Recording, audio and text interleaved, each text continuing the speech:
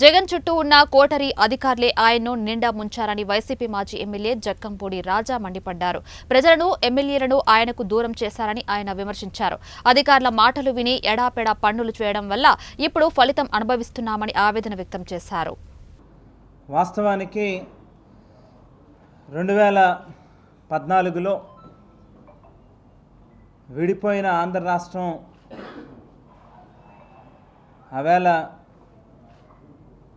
చంద్రబాబు నాయుడు గారిని నమ్మి ఆయన ఏదైతే 650 వాగ్దానాలు ఇచ్చారో వాటన్నిటినీ చేసి చూపిస్తాడు అనేటువంటి విశ్వాసంతో ఏ 3 రాజకీయ పార్టీలు అయితే ఈవేళ ఈ ఎన్నికల్లో మరోసారి ప్రజల దగ్గరికి వచ్చి ఓట్లు అడిగినాయో అదే 3 రాజకీయ పార్టీలు ఆవేళ 2014లో కూడా వస్తే ప్రజలు నమ్మి అవకాశం ఇచ్చారు. రైతుల రుణాలని మాఫీ చేస్తానని, డ్వాక్రా అక్కచెల్లెమ్మల రుణాలని బేషరతుగా మాఫీ చేస్తానని, ఇంటికో ఉద్యోగం ఇస్తామని, నిరుద్యోగ భృతి 2000 రూపాయలు ఇస్తామని, ఇల్లు లేని ప్రతి నిరుపేదకి కూడా ఇల్లు ఇస్తామని, కాపుల్ని బీసీల్లో చేరుస్తామని, ఏడాదికి 1000 కోట్ల రూపాయలు చొప్పున 5 ఏళ్లలో 5000 కోట్ల రూపాయలు కాపుల సంక్షేమం కోసం వెచ్చిస్తామని, ఇటువంటి అనేక వాగ్దానాలు ఇచ్చిన వాగ్దానాలని ఏ మేరకు నెరవేర్చారు అనేటువంటిది మనందరికీ కూడా తెలుసున్నటువంటి విషయం. ఈవేళ 2019 నుంచి నేటి వరకు ఈ 5 ఏళ్ల కాలంలో ప్రీతమ ముఖ్యమంత్రి జగన్మోహన్ రెడ్డి గారు నిజంగా దగ్గర నుంచి చూసినటువంటి వ్యక్తిగా ఏమాత్రం కూడా కల్మషం లేకుండా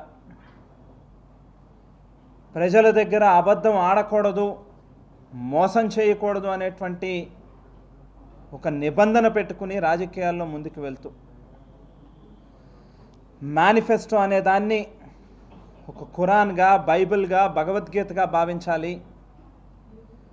మేనిఫెస్టోని ఎంత పవిత్రంగా భావిస్తే రాజకీయాల్లో అంత విలువలు ఉంటాయి అని చెప్పి నమ్మి మేనిఫెస్టోలో పెట్టినటువంటి ప్రతి అక్షరాన్ని కూడా తూచా తప్పకుండా అమలు చేస్తూ వచ్చినటువంటి నాయకుడు జగన్మోహన్ రెడ్డి గారు. ఈవేళ గ్రామ సచివాలయం వ్యవస్థ కానీ మళ్ళీ వెంటనే వెనక్కి రాకపోతే నియోజకవర్గంలో ఎవరికైనా కష్టం వస్తే వాళ్ళ పరిస్థితి ఏంటో అని చెప్పి చాలా నిబద్ధతతో, చాలా కమిట్మెంట్తో వేళ ఇక్కడ చాలామంది సీనియర్ పాత్రికేయ సోదరులు కూడా ఉన్నారు. నా నియోజకవర్గాన్ని ఒక ఉదాహరణగా తీసుకున్నట్లయితే నియోజకవర్గంలో ఏ గ్రామాన్నైనా కూడా ప్రతిపక్ష పార్టీలు కానీ లేకపోతే పాత్రికేయ రంగంలో ఉన్నటువంటి సీనియర్ జర్నలిస్టులు కానీ నచ్చినటువంటి గ్రామాన్ని ఎంచుకోవచ్చు. పలానా గ్రామం మీద డిబేట్ చేద్దామని అంటే ఏ గ్రామాన్నైనా ఎంచుకోవచ్చు. అది కోరుకొండ అవ్వచ్చు, రాజానగరం అవ్వచ్చు, సీతానగరం అవ్వచ్చు, ఓ మారుమూల గ్రామం అవ్వచ్చు, లేకపోతే అతిపెద్ద పంచాయతీ కావచ్చు, లేకపోతే రాజానగరం నియోజకవర్గ హెడ్ క్వార్టర్ కావచ్చు, మండల హెడ్ క్వార్టర్లో ఉన్నటువంటి గ్రామాలు కావచ్చు. ఏ గ్రామాన్ని తీసుకున్నా కూడా గత 10 ఏళ్లలో 2009 నుంచి 2019 వరకు 10 సంవత్సరాలలో ఏ పనులైతే ఆ 2 ప్రభుత్వాల్లో చేశారో దానికి మించి తక్కువ అంటే అతి తక్కువ అంటే 20 నుంచి 30 రెట్లు ఎక్కువ పనులు చేశాం. ఒక గ్రామంలో మామూలుగా 10 లక్షల రూపాయలు గత ప్రభుత్వంలో పనులు చేస్తుంటే ఇవాళ అదే గ్రామంలో 7 కోట్లు, 8 కోట్లు, 9 కోట్ల రూపాయలు పెట్టి పనులు చేశాం. ఏ గ్రామానికి వెళ్ళినా ఓ గ్రామ సచివాలయం కానీ, రైతు భరోసా కేంద్రం కానీ, వైఎస్ఆర్ హెల్త్ క్లినిక్ కానీ, లేక అంగన్వాడీ భవనాలు కానీ, బల్క్ మిల్క్ చిల్లింగ్ యూనిట్లు కానీ, నాడు నేడు ద్వారా ప్రభుత్వ పాఠశాలల యొక్క రూపురేఖలు మార్చడం కానీ, ఓహెచ్ఆర్ ట్యాంకులు, జిఎల్ఆర్ ట్యాంకులు, శ్మశాన వాటికలను అభివృద్ధి చేయడం, సీసీ రోడ్లు, సీసీ డ్రైన్లు, ఇంటింటికి కుళాయిలు, జిమ్ములు, ఒకటి కాదు రెండు కాదు.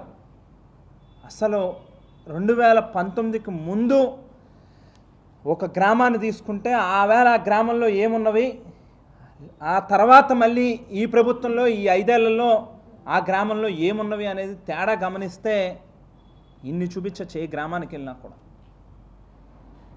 ఏ ఇంట్లో చూసినా వివిధ పథకాల ద్వారా లక్షల రూపాయలు ప్రజల అకౌంట్లలోకి నేరుగా రూపాయి లంచం లేకుండా ఆ గ్రామంలోనే సచివాలయ వ్యవస్థ తీసుకొచ్చి 550 సర్వీసెస్ని అందుబాటులోకి తీసుకొచ్చి నిర్దిష్టమైనటువంటి కాల సమయంలో వాళ్ళ ప్రజలు కాళ్ళరిగేటట్టుగా తిరగాల్సినటువంటి అవసరం లేకుండా వాళ్ళ అకౌంట్లలో డబ్బులు పడేటటువంటి కార్యక్రమం కూడా ఈ ప్రభుత్వం చేసింది. నా ఒక్క నియోజకవర్గంలో 20,000 ఇళ్ల పట్టాలు ఇచ్చాం. 20,000 బెనిఫిషరీస్, ఫ్యామిలీస్, మనుషులు కాదు కుటుంబాలకి, ఇల్లు లేనటువంటి వాళ్ళకి, ఎక్కడైతే ప్రభుత్వ భూములు లేవో గవర్నమెంట్తో భూములు కొనిపించి నివాసయోగ్యంగా ఉండేటట్టుగా వాటిని ల్యాండ్ లెవెలింగ్ చేసి కరెంటు, వాటరు అన్ని ఫెసిలిటీస్ ప్రొవైడ్ చేసి వేళ ఇళ్ల పట్టాలను ఇచ్చాం. దాంతోపాటుగా 1,80,000 రూపాయలు హౌసింగ్ లోన్ ఇచ్చాం. ఇంటికి నిర్మాణం పూర్తయిన తర్వాత ఎలక్ట్రికల్ మీటర్ని కూడా ఉచితంగా ఇచ్చినటువంటి పరిస్థితులు ఉన్నాయి.